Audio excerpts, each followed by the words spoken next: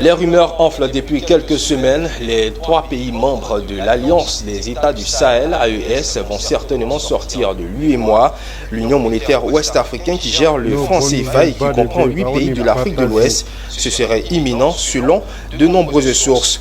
Le Mali, le Burkina Faso et le Niger pourraient donc sortir du bloc CFA, ce qui est depuis septembre 2023 une alliance militaire des trois pays pour lutter contre le terrorisme pourrait se transformer en un pacte économique et monétaire.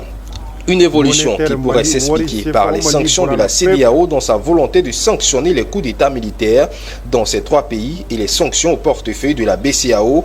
Vu l'imminence du retrait, la question qui se pose immédiatement est la suivante. Les 5 autres pays de l'UEMOA sont-ils prêts à amortir le choc, même si certains analystes économiques estiment que le Mali, le Burkina et le Niger n'ont pas de poids significatif dans les caisses de la BCEAO.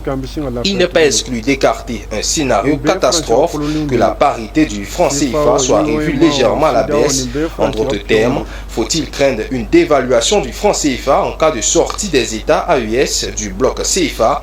Les autres pays, la Côte d'Ivoire, le Sénégal, le Togo, le Bénin et la Guinée-Bissau sont-ils prêts à cette éventualité? Entre autres schémas, Business 24 suivra pour vous de près les répercussions de cette velléité séparatiste des États de l'AES.